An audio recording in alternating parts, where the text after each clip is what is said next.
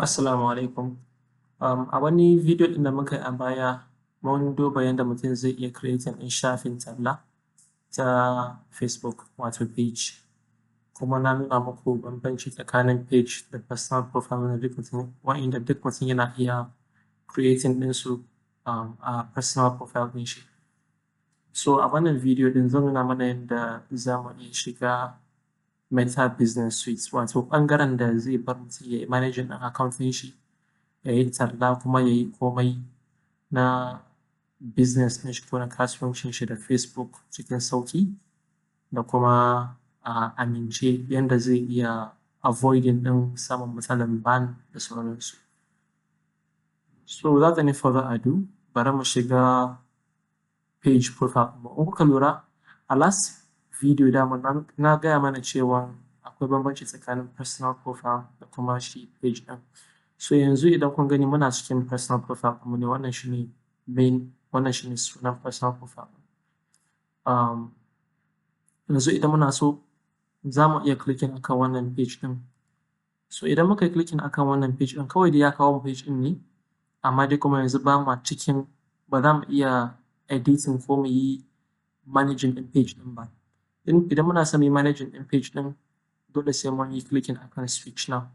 So da mun yi clicking akan switch now, yanzu mun dawo muna managing ɗin page ɗin ne. Duk wani interaction da muke yanzu muna interacting ne a matsayin page ɗin. So wannan shi ne. So next abin da za mu yi shi ne mu yi clicking akan Meta Business Suite. So ga shi nan. Kun ga yanzu ya kawo mu cikin wannan page ɗin, wannan Meta Business Suite. So yanzu a wannan Meta Business Suite ɗin yana ba mu damar mu yi abubuwa da yawa gaskiya. So amma dai yanzu a wannan video ɗin zan nuna mana yadda za mu iya haɗa Instagram ɗinmu da Facebook ɗinmu a Meta Business Suite. Amfanin yin hakan shi ne idan muna son mu yi post muna iya haɗa post ɗaya kuma a lokaci ɗaya mu tura shi zuwa Instagram da Facebook. Kuma muna iya yin scheduling ɗin post wato mu yi post ɗinmu na kwanaki da yawa duk a rana ɗaya. Facebook default yana ba mu damar mu yi posting ɗin har kwana 28 zuwa 29 a rana ɗaya. Wato muna iya yin post ɗin kwana 29 duk a rana ɗaya kawai. So duk ran da ranar ya yi kawai post ɗin sai ya je automatically. Duk wannan insha Allahu za mu nuna su a videos ɗin gaba. Amma dai a yau abin da zan nuna mana shi ne yadda za mu samu mu haɗa Facebook da Instagram page ɗinmu. So dama wannan abu yana yiwuwa ne kaɗai idan mutum yana da page ɗin shi na Instagram kuma yana da page ɗin shi a Facebook.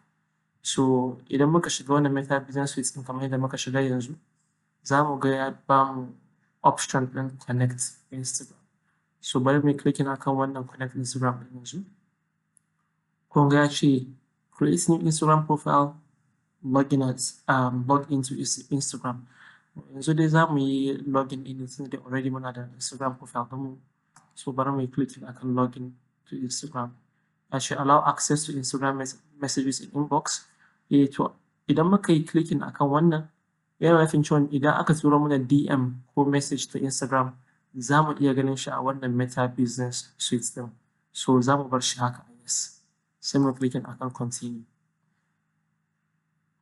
So dama already I'm logged in amma all we have to do is just log in.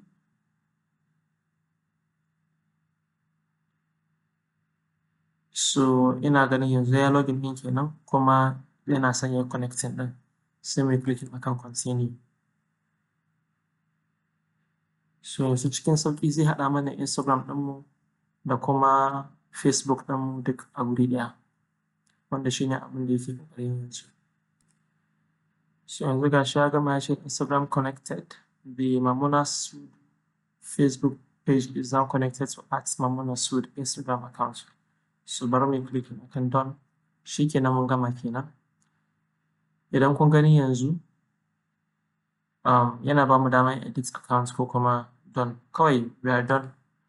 In kun gani yanzu wannan ga Instagram page ɗinmu nan ga kuma Facebook page ɗinmu a nan gurin. Duk suna a haɗe yanzu. So Kamar yadda na ce wannan meta business suite yana ba mu damar mu yi abubuwa da yawan gaske, amma dai kaɗan-kaɗan insha Allahu za mu dudduba su kuma za mu ga yadda za mu ringa koya ma juna yadda za mu yi shi insha Allah.